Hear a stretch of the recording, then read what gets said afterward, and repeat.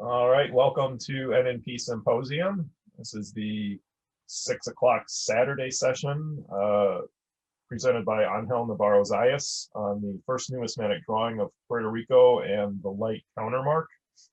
The first numismatic drawing was done during the late 18th century in Puerto Rico by Mr. Jose Campeche, Puerto Rico's first renowned artist. Initially, the Spanish authorities on the island thought the coin had a seditious countermark that might read fight instead of light. The Spanish authorities did a careful investigation upon encountering the coin, and they made a whole report on it. The documents in the drawing are found at the General Archive of the Indies. So with that, I will turn it over to you. Thank you. Thank you, Leonard. I truly appreciate your time. I'm very grateful for all of you watching here today and in the broadcast. Thank you. So first of all, I would like to say thank you for the Eric P. Newman Education Numismatic Society for the 2020 Newman Grant, because I'm a grant recipient of last year. So today, as you were mentioning, I am going to be talking about the first numismatic drawing that was ever done in Puerto Rico, which was done during the late 18th century.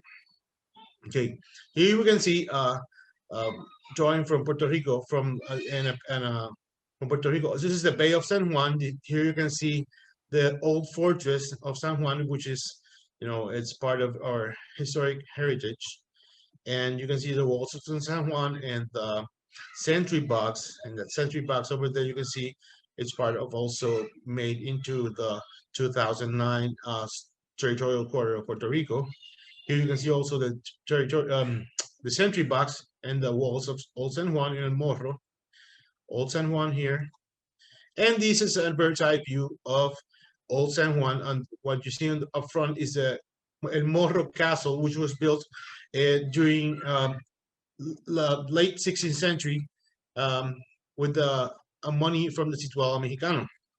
Okay, at the very end here, what you see here is what is actually Old San Juan. This is El Morro, okay?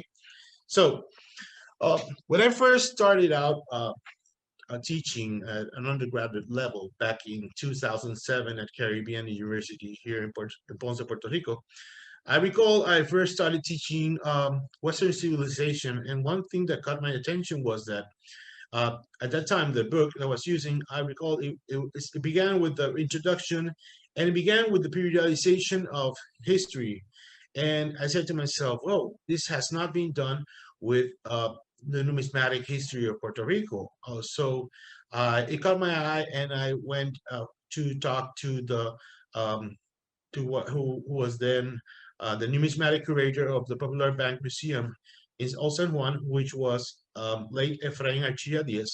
And I told Mr. Archilla, he was my mentor back then, and I asked him, this has not been done. What would you suggest? And he was the first to suggest, well, there has to be a Mexican subsidy period, which is, there was a lot of money that was sent to Puerto Rico to build all the fortifications in Old San Juan and to pay the ecclesiastics. And so we brought this to attention of Dr. Jorge Crespo Armaiz, and as a consensus, we came up with the 5 periods of Puerto Rico monetary history. First, we began with the pre-Columbian period, and we have to include this as before 1493. 1493 was the year when Christopher Columbus arrived to Puerto Rico on his second trip, his second voyage to America. And so the Indians here, the natives, were the Taínos. They did not they did not have a monetary system such like the wampums in North America or the cocoa beans in Central America. And they used barter, what we call in Spanish trueque. Furthermore, in 1508, we began this transition period, a coinage shortage. In 1508 began the colonization of Puerto Rico by Juan Ponce de León. Juan Ponce de León came to Puerto Rico to obtain gold from the rivers. And so the coins he brought, he began in 1521 later on, and he began in 1508 the village of Caparra, and it was then in 1521 the transfer of Caparra to where is Old San Juan right now. So this year is the commemoration of the 500 years of the establishment of Old San Juan, where it's so.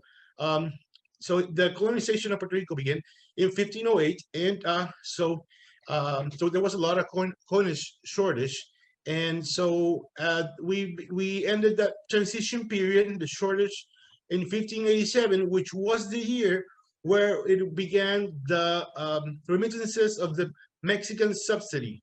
This Mexican subsidy was an amount of money of silver and gold that was sent from the New Spain to build the fortifications of Old San Juan, pay the militaries, and to pay the ecclesiastics, and to have sound money among the population. So this Mexican subsidy lasted for about 222 years. And as I mentioned earlier, in the last year's conference, this Mexican subsidy, whenever it did not arrive to Puerto Rico, the island will be plunged into a big economic crisis. So in one of those periods, like in 1766, when the island did not receive the Mexican subsidy, the Spanish authorities in San Juan, they made the first emission of paper money in Puerto Rico. And further on, in 1781, they also did another emission of paper money, and it was taken out of circulation when the Mexican subsidy arrived to the island. So, and the Mexican subsidy was completely eliminated from Puerto Rico in 1809 when the War of Independence in Mexico began. So, and the final, the fourth period is the crisis period. We began in 1809 when the Mexican subsidy arrived into Puerto Rico up until 1900, okay? And the last period, we began with the dollarization period, which is the contemporary period right now. It began in 1901 when the US dollar became the common currency in the island, okay? So first, we're gonna go over a little bit of the pre-Columbian barter. And during the first years of colonization, the economic interaction between the Spaniards and the Taínos, which were the natives of Puerto Rico, was limited to barter or exchange of goods and species, since the abstract concept of money and currency were something totally unknown to the culture of the natives. With the creation of the first permanent settlements, which was in 1508, as I mentioned earlier, by Juan Ponce de León, and as a number of settlers and encomenderos, religious soldiers, and other officials increased the necessities of daily living, increased the use of currency in commercial interactions between the colonizer. So here in the transition period, which was the second period, we all know that during the colonization of Hispanic America, it was very common also in Puerto Rico, the use of what is called moneda de tierra. This is the name given to the substitute for legal tender. This was also common in Europe when the products were used preferentially already agricultural and manufacture that serve as monetizable species. In 1559, the Crown admitted that all debts and collections in sugars and hides be sent to the Casa de Contratación from Puerto Rico. This moneda de tierra, I don't know what the correct translation would be into English, like earth money. I'm not quite sure that would be the correct translation.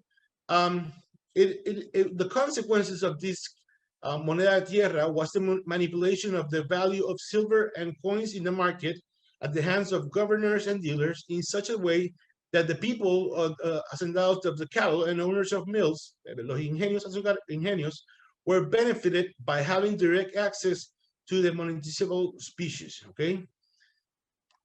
Okay, so here I'm showing you a few of the coins that, according to Golden Higi, circulated in Puerto Rico throughout our history. Okay, the book by Golden Higi was published in 1962 and is still a standard catalog of U.S. Puerto Rican coins. So standard reference point. Okay.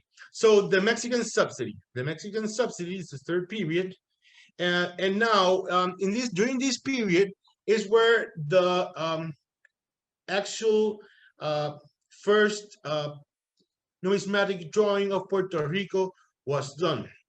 Okay, so on the night of October of 1795, several people were playing in Old San Juan, playing cards at night. Among them was Pedro Tomás de Córdoba.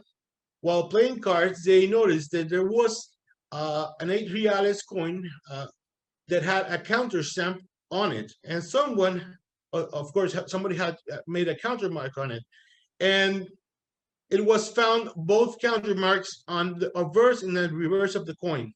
However, the counterstamp of the obverse raised many suspicions since it was in the neck of the Spanish monarch. The countermark on the reverse of the coin was not quite legible, but they knew it ended in IGHT. So the Spanish authorities in Puerto Rico, upon being alerted by the next day by Don Pedro Tomás de Córdoba about the said coin, began to carry out a completely secret investigation, since they understood that it could be a seditious motto against the Spanish monarch Carlos IV. We must remember that during this time of history, there was an animosity towards the Spanish, to the monarchies in general in Europe. First, we all know that on July 4th, 1776, the 13 colonies declared its independence from England. And also, shortly after, in 1789, the French Revolution broke out in France, which in turn, this French Revolution echoed in Haiti, initiating the Haitian Revolution in 1791. So when the Spanish authorities received the coin with the countermark, they pierced it in order to invalidate it. They took it out from circulation and then destroyed it. They interviewed all the people under oath. They did a whole civil investigation. They interviewed everyone under oath who were playing cards at night, and they later cited the city's master silversmiths to study the countermark. When they interviewed Mr. Jaime Odali, who knew English and French very well, he stated, and this is a translation that I did from the original documents, which are located in the General Archive of the Indies in Seville. The transcription read is in the translation, that the 4 letters were perceived very clear, namely IGHT. They do not mean anything by themselves or in English. That being this L, it is English diction that has 2 different meanings, namely light, and it could also mean lightweight. And being E, it could also be in English diction that it means 8, okay? So those were 3 of the possibilities of the interpretation of that countermark. So when they considered the possibility of that it could mean fight, however, they discarded that theory because they didn't think so. So they indicated that there was no one in the city who could make such perfect cast to stamp these coins, that the countermarks could not have been made in Puerto Rico. And before destroying the coin, they asked Don Jose Campeche Jordan, which was the first Spanish Puerto Rican Creole or Puerto Rican painter or artist, renowned artist in our island. He here is a painting made by Jose Campeche of the governor Ramon de Castro, where he entrusted Jose Campeche to make the drawing, a pencil drawing of the coin. Here's a portrait of Brigadier Ramon de Castro, okay? In this painting, you can see at the very end, on the right side, there is but it seems to be a battle. And during this 1797, Brigadier Ramon de Castro was the governor on the last English attack to Puerto Rico. So this is a painting from 1801 by Jose Campeche. This is a self-portrait by Jose Campeche. Jose Campeche was the most significant painter of portraits and religious imagery in our island. He is of Afro-Caribbean ancestry. He was the son of a slave who had purchased his freedom. Although primarily self-taught, Campeche was influenced by the exiled Spanish court painter Luis Pared y Alcázar, who lived in Puerto Rico from 1775 through 1778. And I'm going to pause here for a second. Last year, I gave a presentation about the paper money of Puerto Rico from 1781 and also from the paper money from Louisiana from 1795. And I must recall that 3 of the paper monies that were designed for Louisiana were designed by Luis Pared y Alcázar, which was the mentor of Mr. Jose Campeche when he was in Puerto Rico exiled. Campeche was, Pared y Alcázar was exiled in Puerto Rico due to improper conduct in the King's Court, and he was exiled in Puerto Rico. And when he was here exiled, he became mentor to Campeche. So there's what was it? So here we can see the first numismatic drawing of Puerto Rico made by Don Jose Campeche Jordan. Here you can see that it has the light counter stamp on the neck of the monarch. It is a coin from 1792, and is a coin also of 8 reales, and has the M mint mark from Mexico. Okay, so we're gonna go over that. Remember that year, 1792. Okay.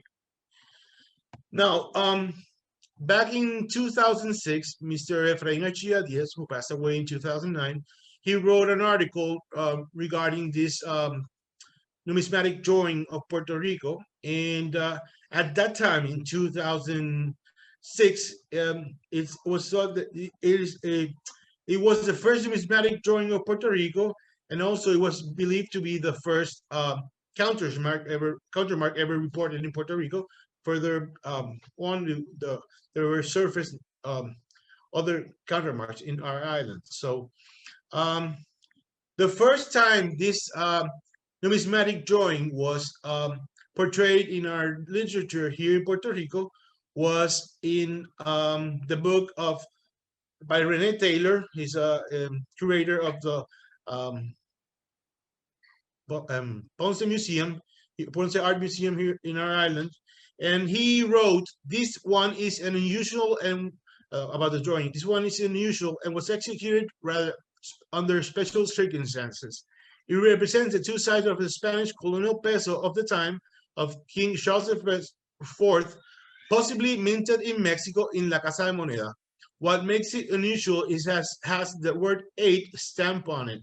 So both books that first reported this numismatic drawing, they thought that it read 8, not light, but 8. Okay. Also, so the coin had come into hands of Governor de Castro, which we already mentioned, and made Campeche had the drawing of it. It provides evidence that the Spanish peso de 8 reales, or peso duly assayed and stamped, was legal tender in English-speaking islands where it probably circulated freely. That's part of what Rene Taylor wrote in his book. This drawing is a very competent piece of work and makes us wish that more Campeche drawing had come down to us. This is the only drawing that has been kept by Campeche up to our days.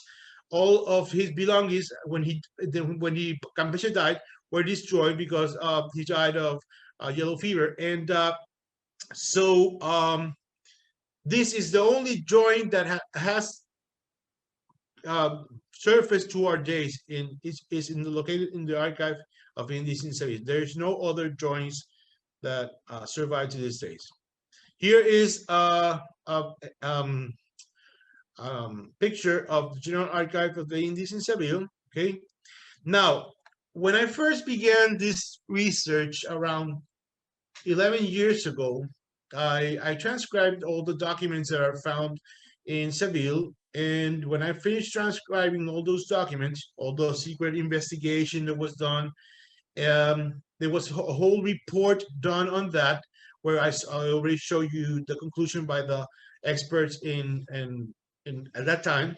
So I came up, I talked to late Dr. Richard Doughty back in 2011, and I asked to his opinion, and Dr. Richard Doughty referred to me also to Dr. David Bowers and Dr. Gregory Room to know their expertise on this light countermark, to know more about it. So I wrote Dr. Doughty and told him what I had done. I transcribed all the documents, which were in old Spanish, using paleographic skills, and I told him what I had done, and he thought it was a good research, and so he thought he was very encouraged. I'm always very grateful of Dr. Doughty. He said, "This is very fascinating material. It is possible that Dr. Bowers and Gregory Brunk, who have written extensively on counterstamps, he told me those were the people that if somebody in the world, what he would say, I quote, I really think that if anyone in the world of numismatic can assist you, it will either be David Bowers or Greg Brooks, for whom I am extremely grateful for their help." So this was an email I wrote with Dr. Doughty back in January 7, 2011. And I wrote Dr. Bowers the same email I wrote to Dr. Doughty, to which Dr. Bowers kindly wrote back, and he told me that although he did enjoy collecting counterstamp coins, he did not have any information regarding these counterstamps in Puerto Rico, and he was so I'm very excited to receive an email back from him. He was very kind and helpful and encouraging for my research, so I'm very grateful for that.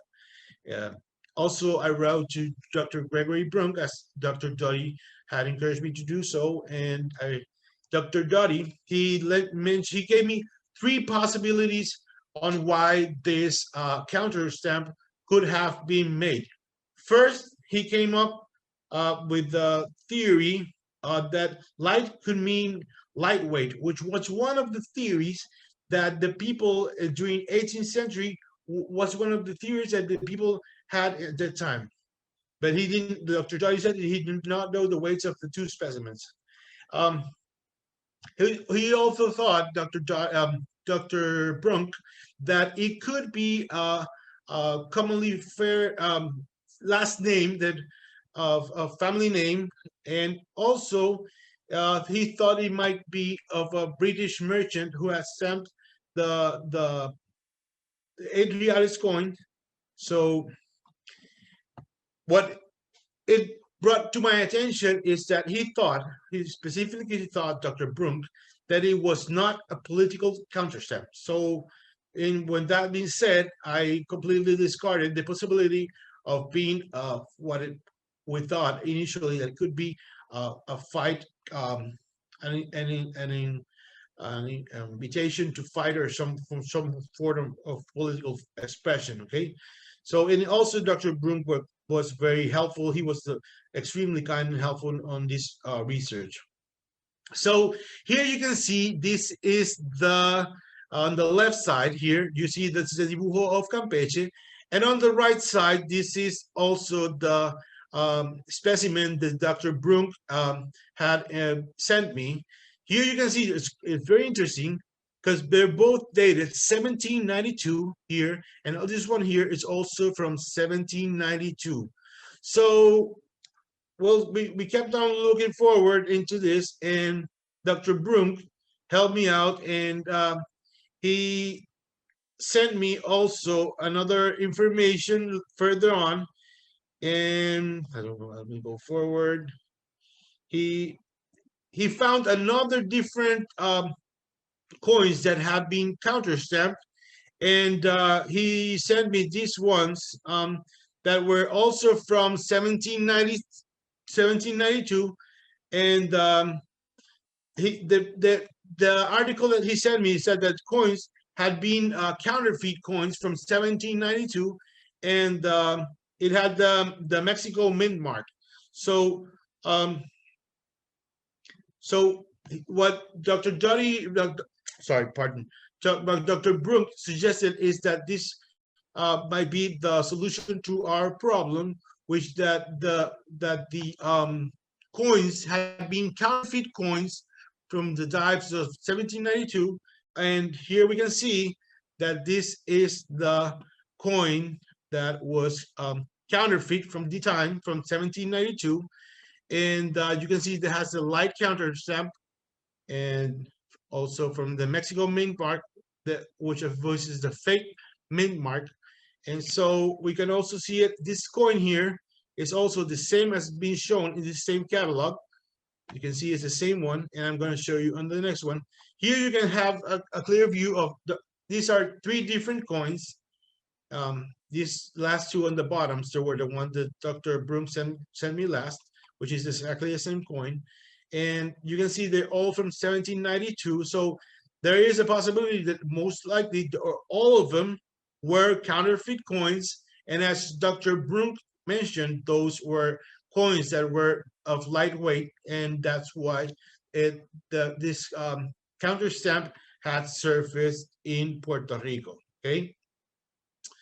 So, so after evaluating the evidence first found in the General Archives of the Indies, and with the guidance and numismatic expertise of Dr. Richard Duddy, for whom I am extremely grateful, and to Dr. David Bowers and Dr. Gregory Brunk, the light countermark was applied to contemporary counterfeit coins that were lightweight in silver content. So the theory from the people during the 18th century that it was lightweight concurs with the one from Dr.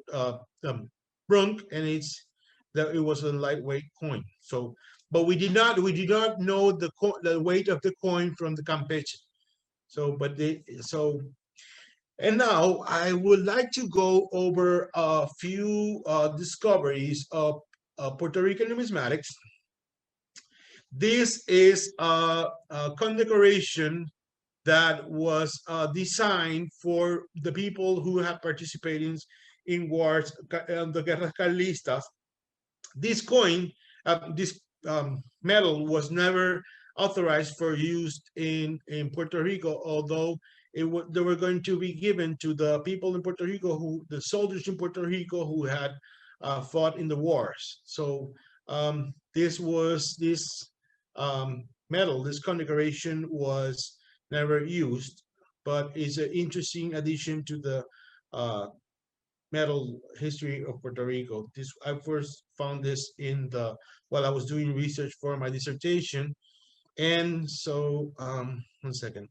These are, although they're no recent discovery, but these are the common coins found in the hacienda of Puerto Rico of sugar plantation and coffee plantations.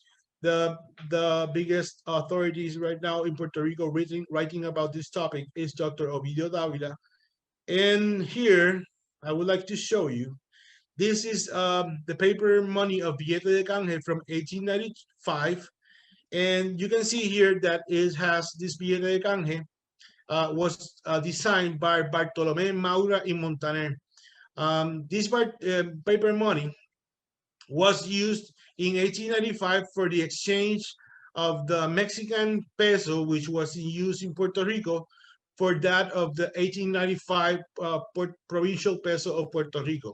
So this is a very common paper money in Puerto Rico, but what I would like to point out is that you can see it has before, when I was doing this research of numismatic history of Puerto Rico, I found this paper money, which is the only known specimen that this is the design, the original design of the paper money, the only one in existence. It is located in the archive of Madrid. And this is the original design by Bartolomé Maura and Montaner. When I was back in 2007, Mr. Humberto Costa, one of the great numismatists of Puerto Rico, he published his very famous book on Puerto Rican paper money. He published this paper money, this one here, but it was unknown, this one over here, and it was unknown at the time, also the amount of paper money that was issued for the exchange of the Mexican peso for the provincial peso. So with this paper money, we had the certainty that it was 5 million paper money issued, okay? So this is one of a kind. So here we can see, this is the moneda provincial of Puerto Rico. It was, here we can see the mint mark of Madrid. The Bartolome Maura has the, on the bottom, and Alfonso XIII, the boy Alfonso XIII, the king of Spain.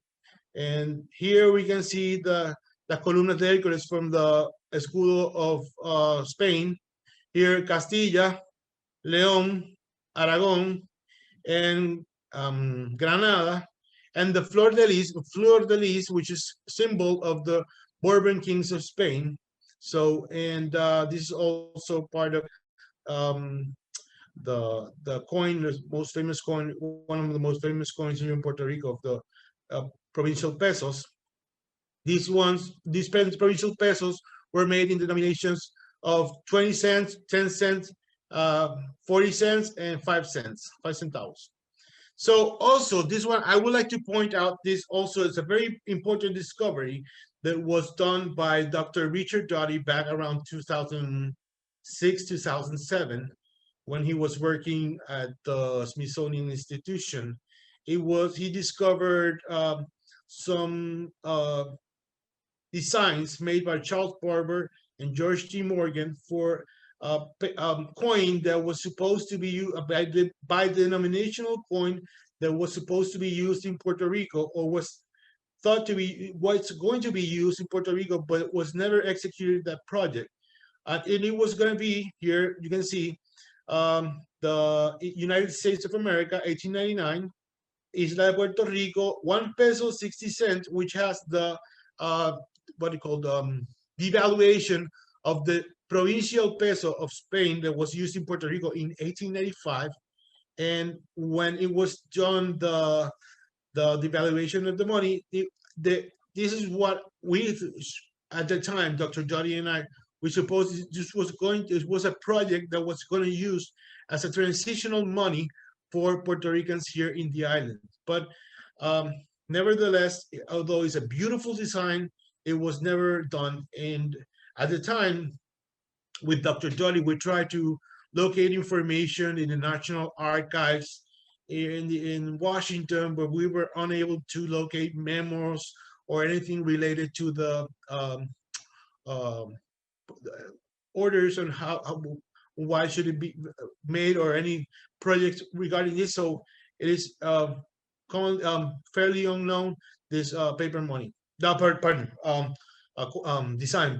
Here you can see also the design by Charles Barber, also Isla de Puerto Rico, 1 peso 60 cents. This also was part of the discovery of Dr. Richard Doty.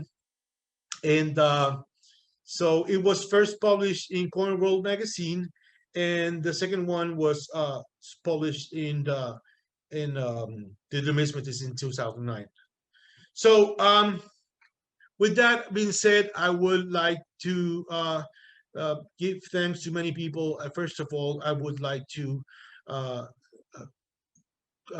thank the memory and long-lasting numismatic legacy of Mr. Eric P. Newman, whose works I highly admire and respect, and for whom this without him this project would not have been done, of this symposium. And also to the memory of Dr. Richard Doty, who was very, very encouraging in my research from the very beginning. To the memory of 3 great Puerto Rican friends and numismatic mentors, Don Luis Antonio Rodriguez Vasquez, who passed away last year shortly after the earthquake, Don Humberto Costa, which I mentioned. He is very important numismatist also in this island, who passed away in 2009, and also Don FlGHT, who was the museum curator of the Popular Bank of Puerto Rico, and a very very well-respected citizen here in our island. To Mr. John Kraljevic, who was my first mentor in U.S. numismatic, and Charlie Davis, also to Chris McDowell, who was being very encouraging in my research. Ms. Barbara Gregory for first giving me the opportunity of publishing at the ANA. Annie Newman, Leonard Asperger for the opportunity of awarding me the 2020 Newman Grant, Diana Spurrier, Jesse Graff, Dr. Jesse Graff, who most likely I'm going to be working with in the project, Mr. Jorge Proctor, and many other people, to all the members of the Puerto Rican Numismatic Society, Dr. Damaris Mercado, which I have to say, she was this month elected to be the first female president of the Puerto Rican Numismatic Society. So she opens the door for many other women in our island for this in numismatic community. To my parents, Flora and Nelson, my brothers Julio, Ricardo, and Javi, my sisters-in-law, nephews, nieces, my in-laws, and to all my friends, they all know who they are. Last but not least, my beautiful wife, Pilar, for your love, support, and patience. And to my two young sons, Lucas Mateos and Matias Manuel, doesn't look like very much social studies, but I just hope that sometimes he's gonna learn and enjoy history as much as Papa. So I love you kids. So if you want to see more reference about the documentos of this paper of the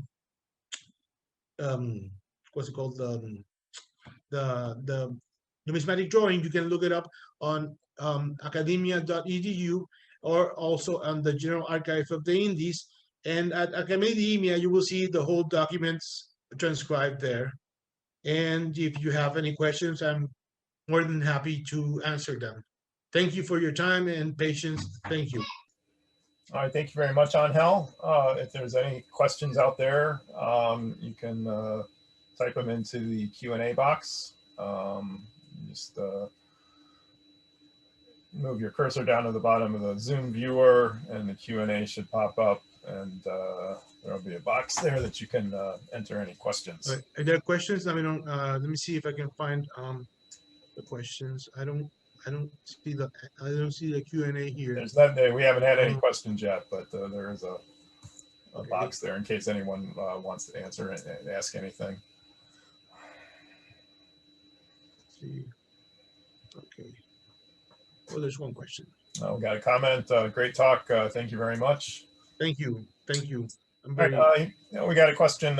After all this research, what are your thoughts on Gregory Brunk's suggestion that this was a mark made by merchants? What merchants could those have been? Puerto Rico merchants or some other place? Yeah, that's a very good question. No, well, first, it was a theory, but Dr. Broom's suggestion was we came into the conclusion that since all of the coins had the year 1792, and also they all had the same countermark, and most likely that would they, and also the, I don't know if we saw it, the last coins that I saw, the clipping that Dr. Broom sent me, the it had the amount of weight silver that had the coins. So we at the time it said that it was a counterfeit coin, that the people who had counterfeit had faced a prosecution back then. So it most likely it was a lightweight coin because of they were counterfeit coins. So it was very highly unlikely that it was made by on a merchant, and not in our island, but it is highly unlikely. It just was like, as in 18th century, they also had the possibility that it was a lightweight coin. But thank you for asking. All right. Any other questions out there? We'll keep it open another minute or two, just in case. Angel, beforehand, you and I were talking about some additional research you wanted to do over in Spain. Could you talk about that a little bit? Yes. Well, I have been working for the past, let me see, around 15 years on Puerto Rican numismatics. There is a lot of documents that have not been studied in the General Archives of the Indies and Archivo Nacional de Madrid. There are many documents regarding numismatic history in all sorts of topics. And I encourage everyone to look up, is there a way I can write down the information so that everybody can look it up? It's called the Portal de Archivos Españoles. Is there a way I can where somewhere I can write so everybody can look it if up? you go into the Q&A, you can type in there. Okay, let me see if I can write. Okay, 1 second. Type an answer. Okay, people can look up on or Google, for example, a web browser. What's a web browser? Web browser Portal de Archivos Españoles, and let's see, send. Portal de Archivos Españoles, just copy and paste that. Portal de Archivos Españoles. And if you look there, you go directly to that web page. You're gonna find all the. It's like it's a catalog which has all the archives in Spain that have digitized documents, and it also has the many description from catalog description of all the documents, many of whom have not been studied. There is a lot of information that sometimes it is just that since people have not asked for it before, they're not digitized. But once somebody asks for it at Spain, has a reprograph made in Spain, soon afterwards they put it up on the internet for everybody's access. But there's much information. There's stocks, old stock from 18th century, paper money, Freemasonry, medals from 19th century, paper money from all over of Spain, from the colonies. There's a lot of information. I encourage everyone to look it up. Portal de Archivos Españoles, which is much of my documentation has been done there over the last years, and it has all sorts of documents. And it's amazing because once you're looking into a file, all of a sudden you find something by chance because you weren't not even looking for that. It's just pop up something. It's just beautiful what you can find. So I encourage everyone to look up in the Portal de Archivos Españoles. Also, I sent to Liana Spurrier, I sent her the direct access to this document of the the whole document of the first Puerto Rican numismatic drawing, the seditious, that whole file. So it can be uploaded later. I don't know if you have access to that one, Dr. Maybe it can be uploaded later. That addendum. So, what type of information of Spanish, Mexican, Puerto Rico coinage is contained in NNP? Wow, that's a great question, Len. Can you? Well, in Puerto Rican coinage, for example, Leonard uploaded recently. For example, on Puerto Rican coinage, they uploaded the presentation, the private presentation that was given by Ed Moyd and the U.S. Mint in 2009 of the Puerto Rico territorial quarter. You have the whole video there, and it's a whole hour of video, and you can have full access to it. It's freely downloadable, right? I think it's downloadable. I believe it is. Yeah. Yeah. So on that in Puerto Rico, that you can find it. Also in Puerto Rico, you can they have also the description of the books that I wrote, the last 6 books about Puerto Rico cup coin history. Which is transcriptions of primary documents from cup coin history used here in our island. So that one you can have all the description to that also. Spanish, Spanish. Maybe you can tell us more about that one, Dr. Ausberger. Yeah, we've been working on Numi Expo as well, which is the publication of Sociedad Numismática de Puerto Rico. So I'm not sure those are there yet, but they will be. Yes, I think next year's publication will be uploadable on I believe so. I am not quite sure, but I think there are steps toward that direction. Yeah. For next year's publication. Yes. So, Okay. Another question. yes. What is the relevance of the year 1792? Have you come across any information that during those years there was an increase in counterfeiting, for example? Oh, that's a very good question. Thank you, Eliseo. No, I have not encountered. Okay, let's go back to the presentation. I'm going to show you what the description maybe was a little bit. Okay, 1 second. Let me show you what Dr. Brunk has sent me. Okay, let's see. There's, okay, 1 second. Okay, here is from the, let's see if I can find it for you. 1 second. Yes, it was somebody. It's called. His name is made by Glacier Wheeler. As a money worker, as a money maker from New Hampshire. He was arrested for making Spanish dollars from forged dice. I didn't go over that. I just went over that quickly, but there was this person. You know, over throughout history, there has been many counterfeiters of money. So this one was particularly he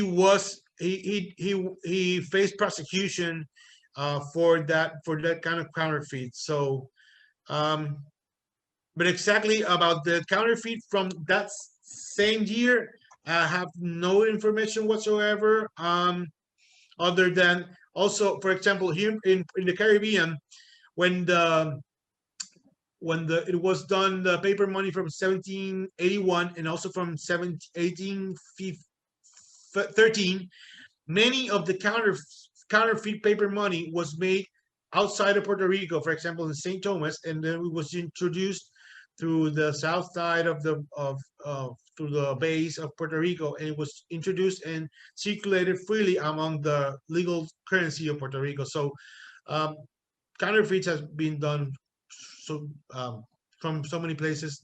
So we can see this one here was particularly he was caught on the act. So but not much information have been located being able to locate about this.